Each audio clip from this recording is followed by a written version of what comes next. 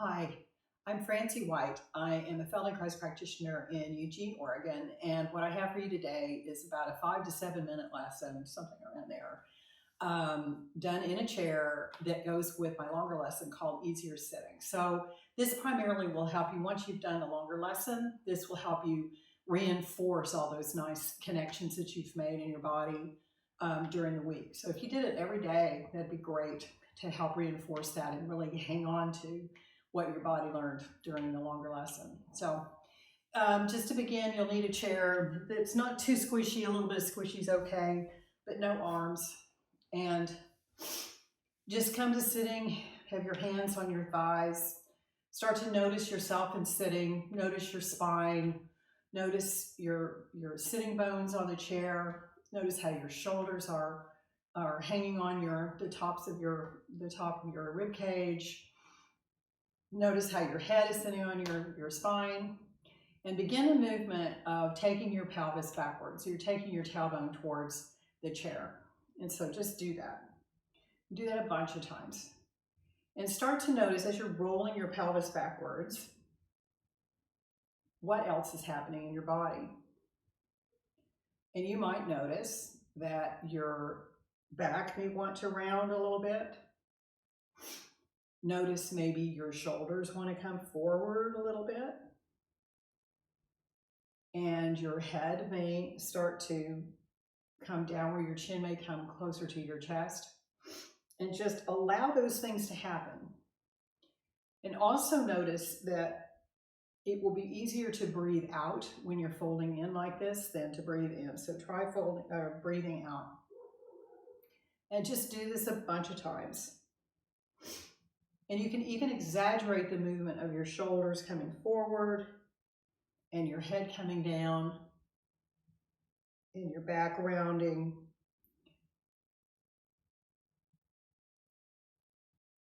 And then rest. And then the next thing to do is to roll your pelvis forward, taking your tailbone away from the chair, and notice what happens.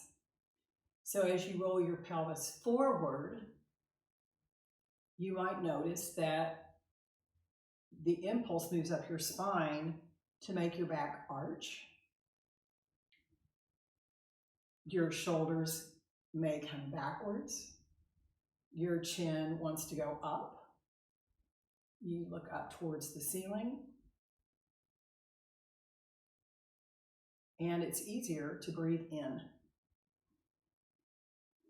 than to breathe out during this movement.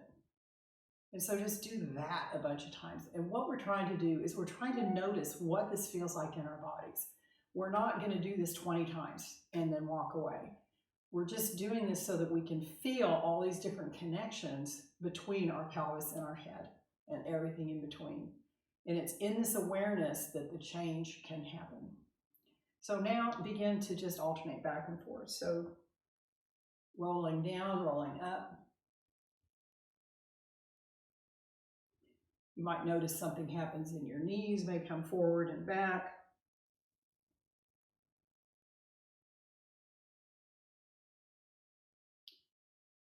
Open your jaw and let your mouth open.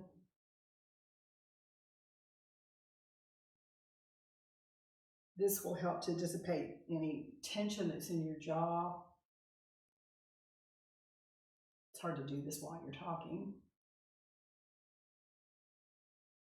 And just a few times, keep your eyes forward and let your head roll around your eyes. Just with a soft focus.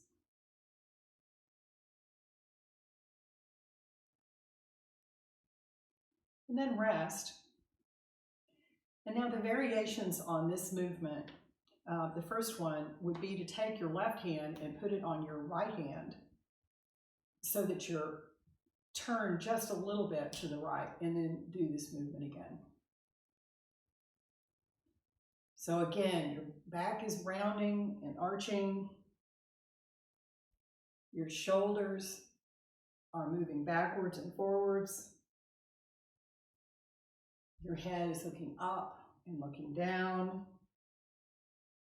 You're breathing in and you're breathing out, all while you're taking your pelvis forward and back. Do that a few times and then rest, and then do the other side. Put your right hand on your left side, you turn just a little bit to the left, and then continue.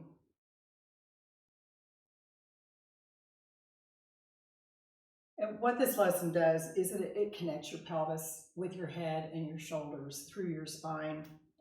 And just start to notice any places where you're really not moving very well. See if you notice some places that you're holding extra tension. You may be able to let it go, you may not. Sometimes we can learn to let go of the tension by moving. That's what we need to do in order to learn how to let go of that tension. And then after you've done that a few times, you can come back to the middle and just do that a few more times. But one of the things I love about doing this pelvic tilt in sitting is that you can do this so small that nobody would know that you're moving. So you can do it like this, really tiny. And you can do this when you're bored out of your mind in a meeting.